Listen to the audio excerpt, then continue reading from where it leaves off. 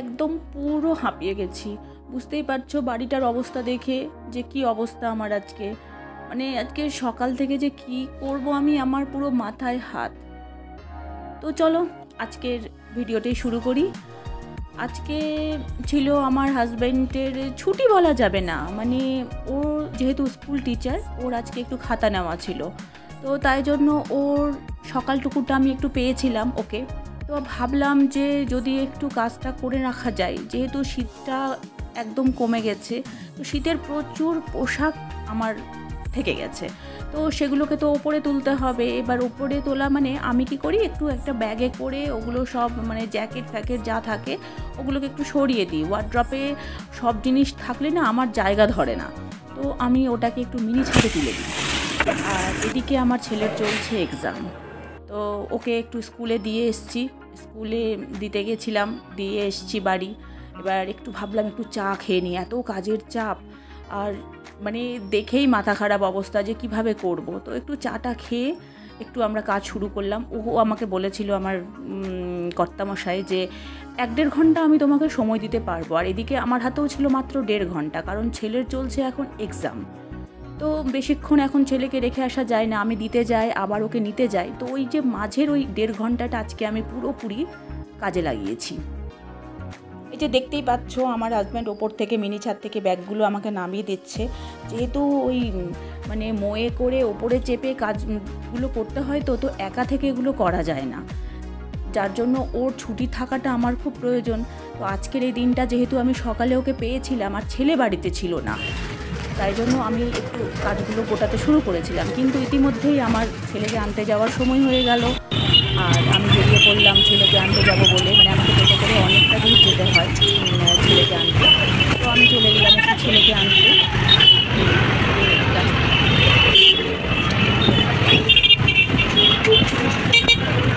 ছেলেকে নিয়ে বাড়ি এসে আবার আমি আমার কাজ শুরু করে ফেললাম। ছেলেকে একটু ফ্রেশ করে দিলাম, একটু স্নান টান করিয়ে দিলাম, যেহেতু ছেলের আজকে আর্টের স্যার হঠাৎ করে ফোন করেন যে উনি 12টার সময়ই চলে আসবেন ছবি আঁকা শেখাতে। তো আমি ভাবলাম তাহলে ওকে একটু স্নান করিয়ে দিই, কারণ ছেলেটা আমার সকালবেলায় উঠে একদম কিছু খেয়ে যেতে পারে না, যেহেতু ওদের এক্সামটা না খুব সকালে হয়, তো ওর অত সকালে খেয়ে যেতে পারে না, তাই ওকে একটু স্নান করিয়ে ওকে খাইয়ে দাইয়ে ফ্রেশ করে ও আর্টের স্যারের কাছে একটু আর্ট করতে বসলো, আর আমি আবার নিজের কাজগুলো গোটাতে শুরু করলাম। তো এই করতে করতে দেখছি যে প্রায় 1:10 মতো, দেখতেই পাচ্ছ ঘড়িতে যে প্রায় 1:10 মতো বেজে গেছে, আর আমার কাজ তখনও কিচ্ছু গোটানো হয়নি। মানে গোটা ঘর ছড়িয়ে আজকে জিনিসপত্র এমন ছড়িয়ে আছে যে কি বলার, মানে কিছু বলার নেই আজকে।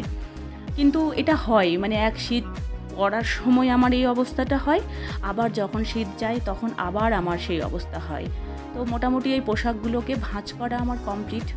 তো ওই আস্তে আস্তে করে আমি গুছিয়ে রাখছি, কারণ আমার কর্তামশাই চলে গেছিলো খাতা আনতে, ওদের মাধ্যমিকের খাতা নেওয়া থাকে, খাতা দেখেও, তো ওদের মাধ্যমিকের খাতা আনতে চলে গেছিলো, আর আমি ওই ফাঁকে সব ব্যাগে ব্যাগে করে জিনিসগুলো রেখে দিয়েছিলাম। আর এই দেখো আমার ছেলেরও ছবি আঁকা কমপ্লিট, স্যার চলে গেছে বাড়ি থেকে ছবি আঁকা শিখিয়ে।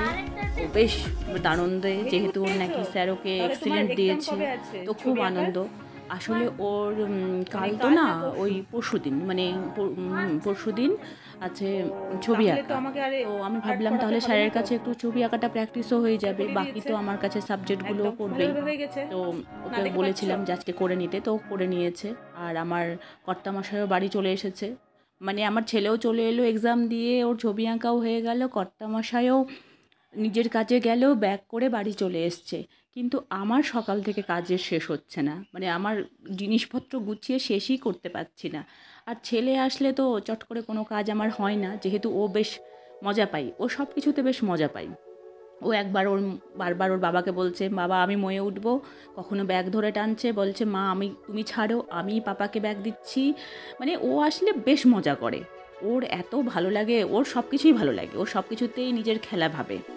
তো এই যে শুরু করে দিয়েছে, ও একবার ময়ে উঠছে নামছে, আমাদেরই ভয় লাগছিল যদি পড়ে যায়, কিন্তু থাক বাচ্চা মানুষ, দিয়ে ওকেও বলছিলাম যে তাহলে দাও একটু পাল্লাগুলোই লাগিয়ে দাও, আমরা পারছি না, তুমি একটু পাল্লা লাগিয়ে দাও। তো ও বেশ আনন্দ করে ওটা করছে। তবে একটা কথা ঠিক, যে ওর যদি আজকে বাড়িতে থাকতো আর এই কাজটা যদি ও বাড়িতে থাকতে আমি করতাম, তাহলে আমার আজকে অবস্থা খারাপ। মানে যে কাজটা আমার 5 ঘন্টা লাগলো সেটা অবশ্যই 10-12 ঘন্টা তো কোনো কথাই ছিল না। তো যাক, এই সুযোগে আমার হয়ে গেল। মোটামুটি কাজের ব্যাগগুলো আমার কমপ্লিট করা ছিল। মইটা এনে ও চটপট করে সব তুলেও দিল। এই দে আমার ছেলেকে দেখো, ও আমাকে আর দিতে দেবে না ব্যাগ। ও বলে আমি দেবো, কিন্তু ওর মানে ওই ওজনটা ক্যারি করা ওর পক্ষে একটু কঠিনই হয়ে যাচ্ছে। বারবার চেষ্টা করছে, লাস্টে ওর বাবাকেই হাত বাড়াতে হলো যে ঠিক আছে দাও। মানে কি আর বলবো, বাচ্চা মানুষ এগুলো তো করবেই। যাক, লাস্ট অবধি আমার ঘর মোটামুটি একটু পরিষ্কার। এবারে আমার শুরু হলো একটু বিছনার চাদরগুলোকে একটু পরিষ্কার করা, একটু ঝাড়াঝুড়ি করা। মানে আজকে সকাল থেকে কিভাবে যে আজকে বেলা 2:30 বাজছে, আমি এখন অবধি মানে ঘড়ি দেখছি 2:30। তো কী করে যে সকাল থেকে 2:30 বাজলো আমি কিছুই বুঝলাম না। মানে সারাটা ঘরে, তবে একটা বিশাল কাজ আজকে উদ্ধার হয়ে গেলাম আমি। আরেকটা আছে এই ব্ল্যাঙ্কেটের কাজগুলো আমার এখনও গোছানো হয়নি। ব্ল্যাঙ্কেটগুলোর আছে, তো ভাবছি যে থাক, এখন ব্ল্যাঙ্কেটের আর এর মধ্যে ঝামেলাটা নেব না। ব্ল্যাঙ্কেটের কাজগুলো থাক, আরও কিছুদিন বাদে ব্ল্যাঙ্কেটটা নিয়ে ভাববো। কারণ ছেলের এক্সামটা শেষ হয়ে যাক, এক্সামটা একটু চাপের ব্যাপার থাকে, তো এক্সামটা একটু শেষ হয়ে যাক। আসলে ছেলের এক্সামের থেকে তো মায়েরই এক্সাম বেশি হয়ে যায়, তাই না? তো মানে এক কথায় বলতে আমারই এখন এক্সাম চলছে। তো যাক, এক্সামটা শেষ হয়ে যাক, তারপরে ব্ল্যাঙ্কেটগুলোকে ধরবো। আপাতত এইটা তো খুব সুন্দরভাবে আজকে আমার কাজ গুছিয়ে ফেললাম আমি।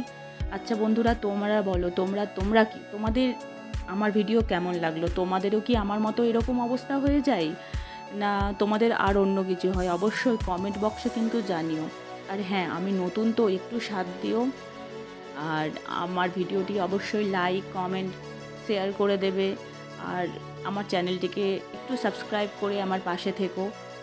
বুঝতেই পারছো, নতুন একটু জানি আমার গল্পে তোমাদের ইন্টারেস্ট কম হবে, কারণ নতুনদের গল্পে হয়তো, কারণ এখন তো সবে নতুন জার্নি, হয়তো ইন্টারেস্টটা কম। তবে একটু সাথ দাও, সাথ দিলে খুব ভালো লাগে আর কি। নতুন একটা জার্নি, একটা হাউসওয়াইফ হয়ে নতুন জার্নি শুরু করেছি। তোমরা সাথ দিলে সে জার্নিটা আরও এগোতে পারবো। একটু ভালোভাবে আমি চাই একটু এগোতে, তো একটু সাথ দাও, একটু সাথে থাকো। আর চ্যানেলটিকে অবশ্যই একটু সাবস্ক্রাইব করে দেবে, আর একটু পাশে থেকো। ঠিক আছে, আজকে এই পর্যন্তই। আর তোমাদেরও গল্প আমাকে অবশ্যই জানিও। তো পরে আবার দেখা হবে আরেকটি ভিডিও নিয়ে। তো আজকের মতো টাটা।